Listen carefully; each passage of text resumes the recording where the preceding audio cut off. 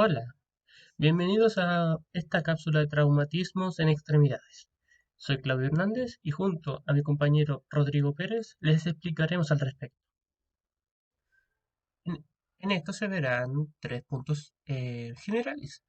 El primero es que es un traumatismo para saber la definición, cómo se ve, la evaluación inicial, cómo uno lo observa y el manejo de lesiones que pueden ser por contusión, puede ser esguince, luxación, fracturas.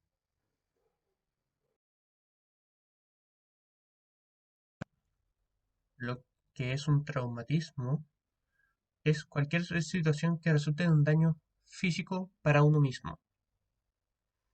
Esto pueden ser contusiones, fracturas, luxaciones, 15 heridas, desgarros, entre otros.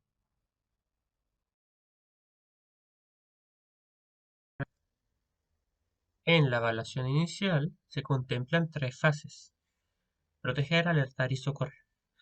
Se protege eh, alejando a la persona del peligro, tanto a la persona como a uno mismo. Se alerta pidiendo ayuda a las personas que están cerca del lugar del accidente, eh, a vecinos, a personas cercanas. Y se comienza a socorrer intentando mantener la calma, revisando la conciencia, la respiración y el pulso. La conciencia se puede revisar fácilmente preguntándole a la persona cosas como qué nombre tiene, cómo se llama y qué día es. Posterior a eso se comienza a revisar los segmentos como cabeza, cuello, tórax, abdomen, extremidades como las piernas y los brazos, intentando buscar dónde se produjo el daño.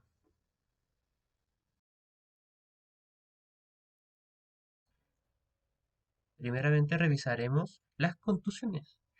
Las contusiones son lesiones que ocurren sin que se rompa la piel, generando un daño interno. Estas normalmente son a causa de un golpe. Se puede ver varios efectos de esta: el dolor, hinchazón, el moretón, enrojecimiento, chichones, y se tiende a manejar de manera rápida con el protocolo RICE que veremos después. Pasando por los esguinces, nos damos cuenta de que son daños a los ligamentos. Estos tienden a sentirse como un tirón o un golpe punzante. Tienden a ocurrir debido a movimientos forzados, movimientos muy bruscos, como correr y de repente frenar de golpe, puede producir un esguince. Se puede caracterizar a plena vista como dolor, hinchazón y enrojecimiento, pero esta tiene la peculiaridad que está en la propia articulación.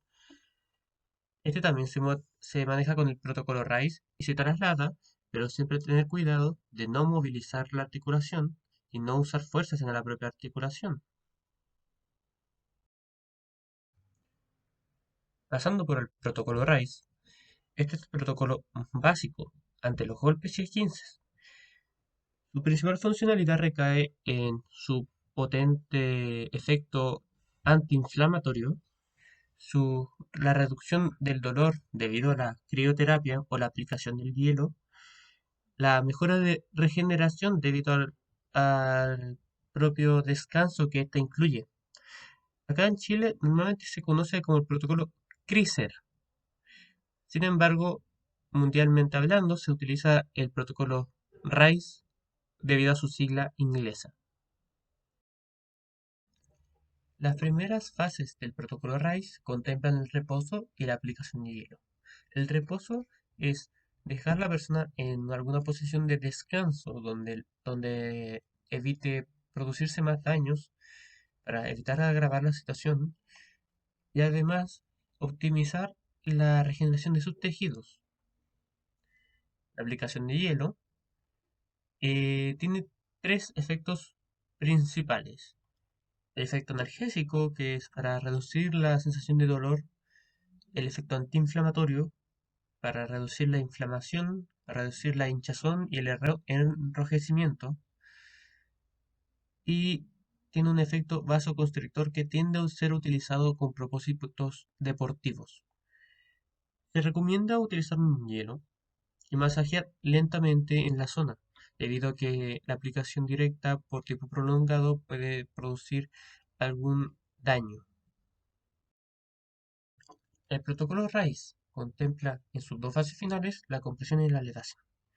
La compresión trata de comprimir la zona en efecto, la zona afectada, con vendajes o trozos de tela en lo posible. Esto lo que hace es tener un efecto inmovilizador que evita que la zona tenga más daños, mejorando la cicatrización. Tiene efectos que limitan y reducen las hemorragias, al igual que la hinchazón y la inflamación, debido a la propia presión que se crean.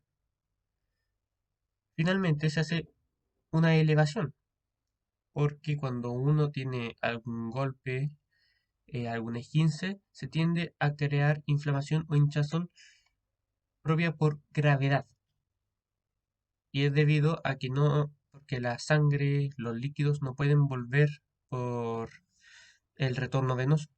Y la elevación justamente lo que hace es mejorar el retorno venoso, evitando hinchazón e inflamación por gravedad. Obviamente en situaciones de emergencia donde se tiene que transportar rápidamente a una persona, se puede ignorar esta, debido a que pasará tiempos acotados. Cuando uno aplica el protocolo RAIS, tiene que tener ciertas precauciones en mente. Por ejemplo, no aplicar el frío, el hielo, en una zona específica por más de 20 minutos, teniendo en cuenta que debe estar en un paño en una bolsa. Esto se puede evitar la aplicación de tener que utilizar un paño en una bolsa mediante el masaje, donde se masajea con el hielo de manera amplia. Sin embargo, lo más recomendable es utilizar el paño o una bolsa para evitar este tipo de problemas. La compresión excesiva y la aplicación de hielo de manera directa pueden llegar a generar dolor, lo cual no es correcto. Y también pueden llegar a generar más complicaciones. También como un tema importante se ve que la compresión con vendajes o con tela es solamente necesario usarlo cuando la persona se está transportando debido a que ésta funciona como un inmovilizador. Y en cualquier error que se haya podido hacer en el vendaje, se puede corregir el momento de que se llega al servicio de urgencias o al servicio de salud.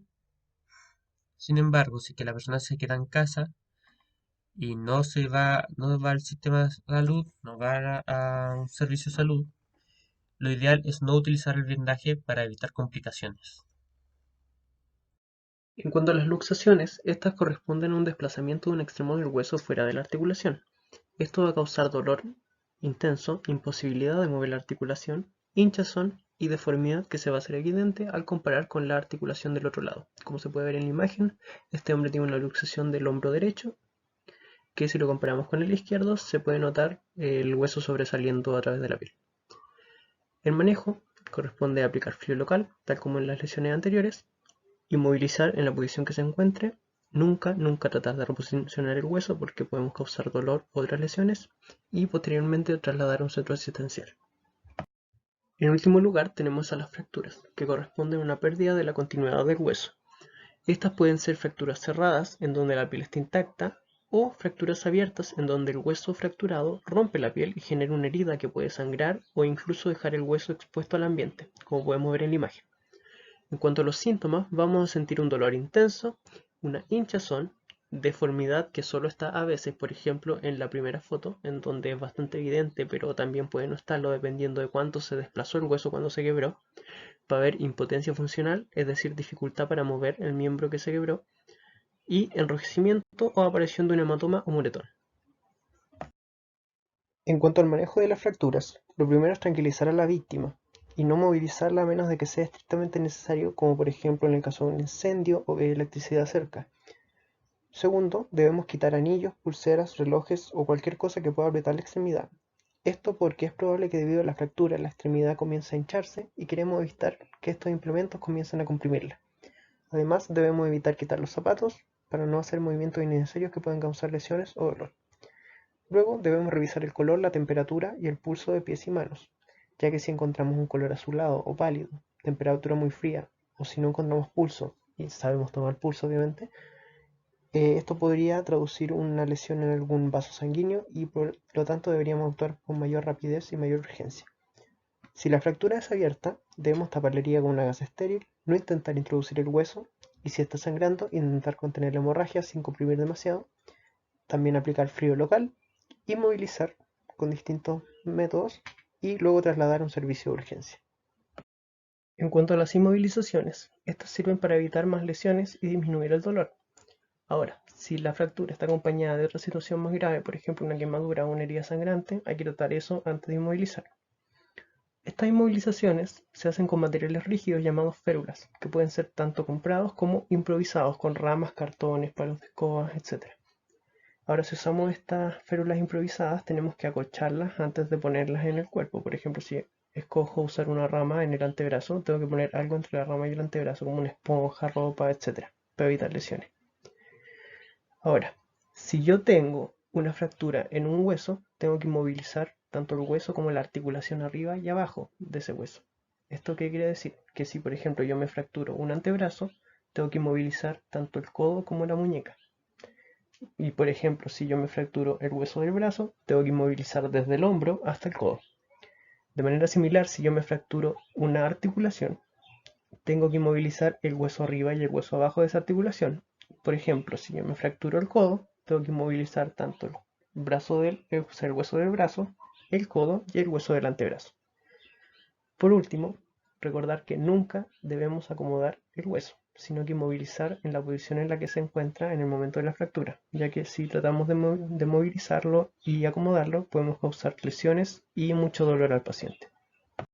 Un tipo de inmovilización corresponde a las férulas rígidas. Para hacer una es necesario contar con material rígido, es decir, ramas, cartones, tablas, etc., del largo adecuado para alcanzar a cubrir una articulación arriba y una articulación abajo del hueso roto, o en el caso de que sea una articulación, el hueso de arriba y el hueso de abajo. También material para anudar, ya sean tiras de ropa, corbatas, cinta de embalaje, etc. Y material para acolchar, que puede ser ropa, algodones, esponjas, lo que sea. Una vez tenemos esto, debemos acolchar los costados para evitar lesiones en la piel, colocar el material rígido y anudarlo. Los nudos deben ir hacia un mismo lado y nunca sobre la fractura para evitar comprimir y dolor.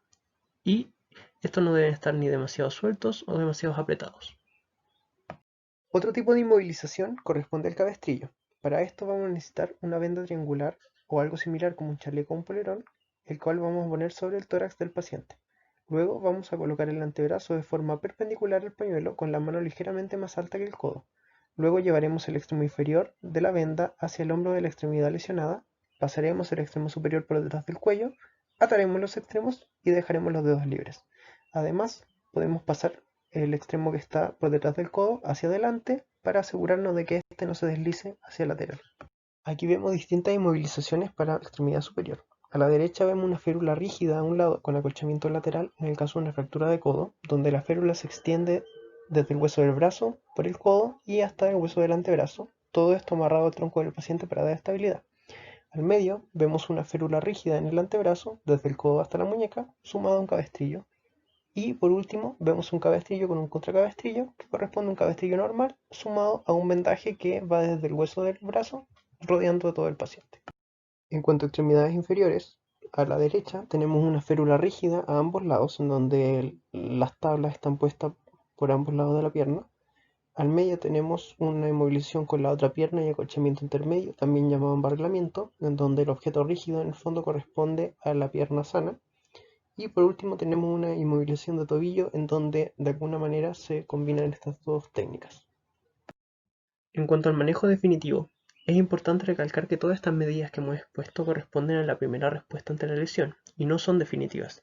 Por tanto, siempre es importante transportar a la persona herida hasta un establecimiento de salud para que pueda recibir una evaluación y tratamiento profesionales. Muchas gracias por su atención y estaremos resolviendo sus dudas en la próxima sesión sincrónica.